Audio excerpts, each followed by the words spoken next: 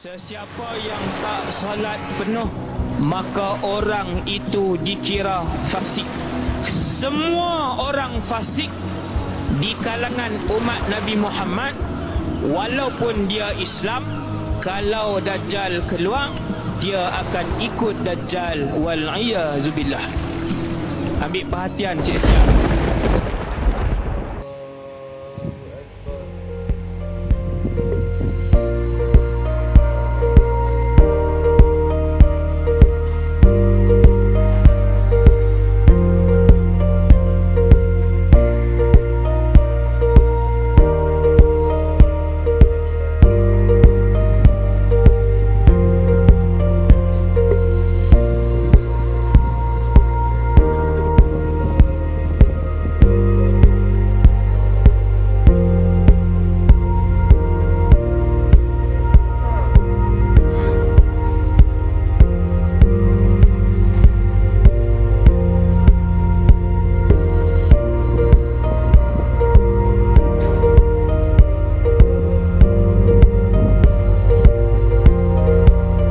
Makmum muwafiq ialah makmum yang mempunyai cukup masa bersama imam untuk membaca Al-Fatihah dengan bacaan yang sederhana. Jika makmum masih belum selesai membaca Al-Fatihah sedangkan imam rukuk, maka makmum perlu menghabiskan bacaan Al-Fatihah sebelum rukuk. Sekiranya makmum sempat menyelesaikan bacaan Al-Fatihah sebelum imam melakukan sujud kedua, maka makmum perlu segera rukuk dan seterusnya sehingga sempat bersama imam semula. Makmum dikira mendapat rakaat tersebut bersama imam. Terus sebaliknya, apabila makmum tidak sempat menghabiskan bacaan Al-Fatihah sedangkan imam sudah duduk antara dua sujud, maka makmum perlu terus rukuk dan sebagainya untuk sempat bersama imam. Makmum masih mendapat pahala berjemaah, tetapi rakaat itu tidak dikira. Oleh sebab itu, makmum mesti menambah rakaat yang kurang itu. Sekiranya makmum hendak meneruskan bacaan Al-Fatihah, maka makmum perlu berniat mufarakah, iaitu berpisah daripada imam dan meneruskan solat bersendirian. Dalam hal ini, makmum tidak lagi mendapat pahala jemaah.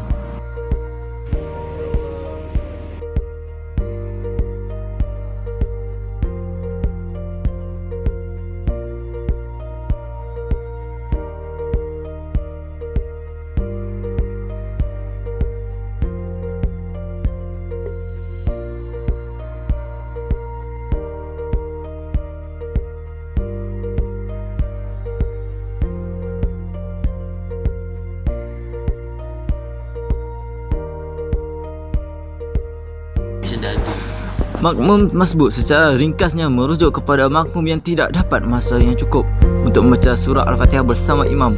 Mereka yang terlambat memasuki saf ini tidak akan dapat mengikuti gerakan imam secara sempurna. Yang pertama, makmum yang tertinggal sebagian surah Al-Fatihah, dan makmum yang tertinggal ke surah Al-Fatihah dan lain-lain lagi.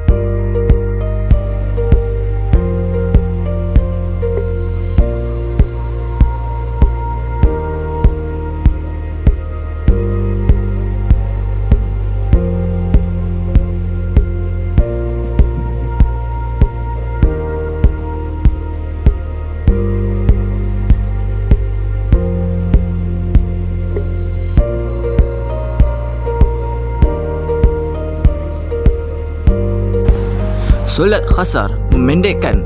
Solat khasar bermaksud memendekkan solat daripada 4 rakaat menjadi 2 rakaat. Solat yang boleh dipendekkan khasar adalah solat zuhur, asar dan isyak.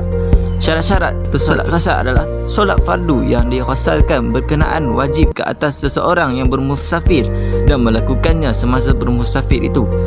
Yang kedua, perjalanannya telah melepasi sempadan qaryah. Yang ketiga, tidak berniat menetap selama 4 hari atau lebih di tempat yang dituju, tak termasuk hari datang dan pulang. Yang terakhir, tidak mengikuti imam solat yang bermukim. Dalil Quran, firman Allah, wa iza darabtum fil ardi falaisa alaikum junahun an taksuru minas solat. Dan apabila kamu musafir di muka bumi, maka kamu tidaklah berdosa mengkhasarkan, memendekkan solat. Surah An-Nisa 101.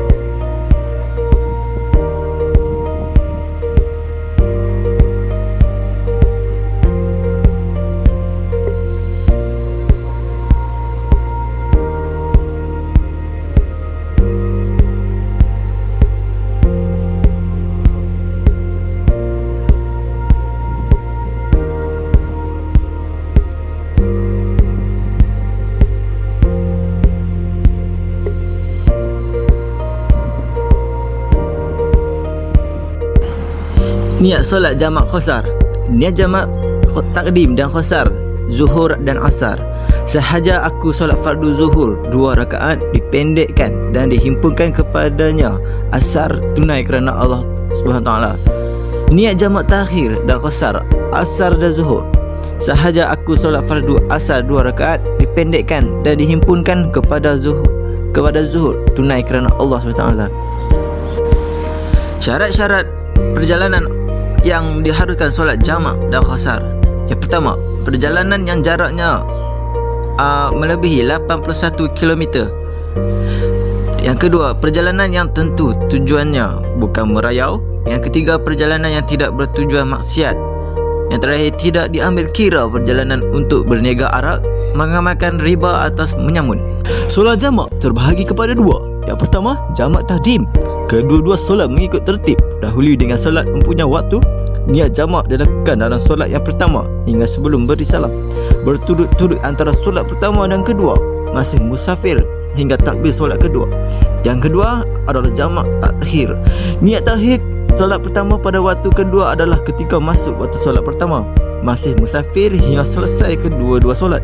Tertib di antara kedua-dua solat tidak disyaratkan, malah boleh dimulakan dengan mana-mana antara 2 solat tersebut.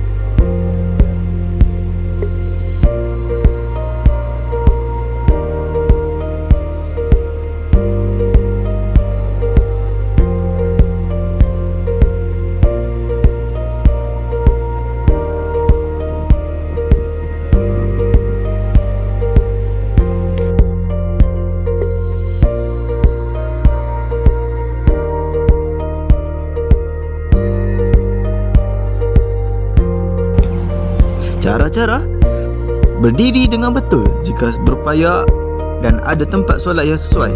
Jika tidak berupaya kerana uzur atau tiada ruang solat, solat dengan duduk seperti tahiyat awal atau akhir. Jika tidak mampu juga, duduk dengan apa cara sekalipun seperti duduk di kusyen tempat duduk penumpang. Ketika niat dan takbiratul ihram hendaklah menghadap kiblat. Selepas itu, teruskan solat dengan keadaan berdiri atau duduk yang mampu dalam kenderaan. Jika tidak boleh menghadap kiblat, seperti wajib pakai tali pinggang keselamatan, niat dan takbir mengikut arah duduk. Dalam keadaan duduk, rukuk dengan menundukkan kepala hingga pinggang sedikit lebih tinggi daripada sujud tangan di atas lutut. Sujud dilakukan seperti biasa jika boleh. Jika tidak boleh, tundukkan kepala hingga ke pinggang ke arah lantai sedalam yang mampu. Tangan diletak di mana-mana tempat yang boleh.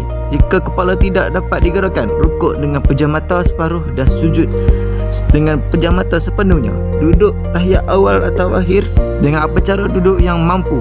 Solat fardu tetap wajib dikerjakan ikut kemampuan.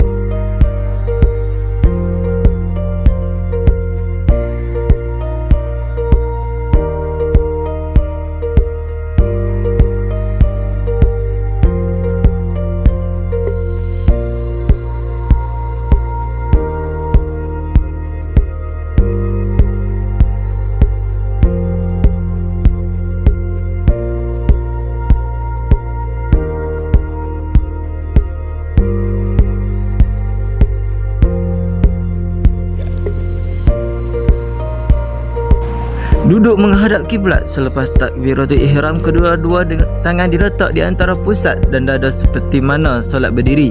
Apabila rukuk, badan ditundukkan sedikit dengan niat rukuk dan kedua-dua tangan diletak di atas paha di pangkal lutut. Iktidal, badan ditegakkan semula, tangan dilepaskan ke bawah. Sujud dilakukan dengan badan dibongkokkan lebih sedikit daripada kedudukan rukuk. Untuk duduk di antara dua sujud atau tahiyat, badan ditegakkan kembali dengan kedua-dua tangan di hujung pada seperti kedudukan awal. Solat dilaksanakan menurut tertib hingga selesai memberi salam.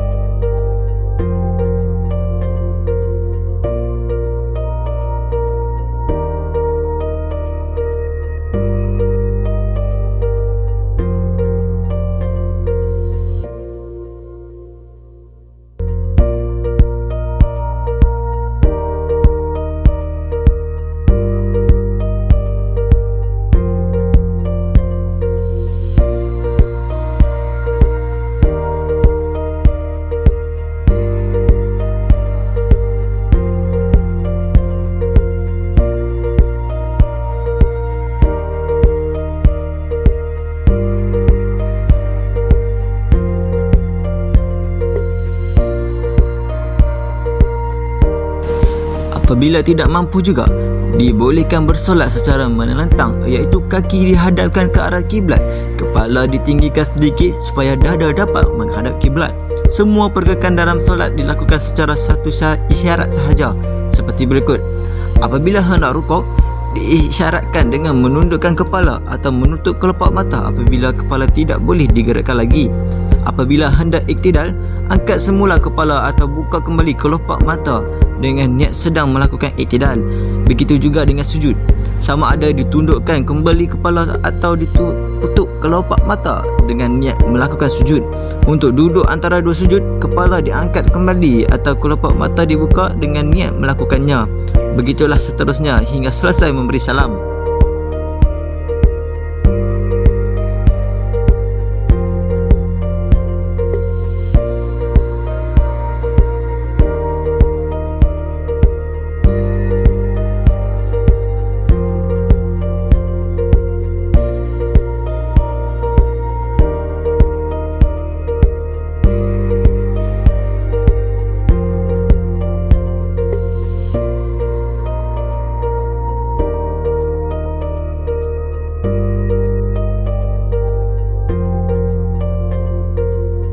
Solat duduk berlunjur.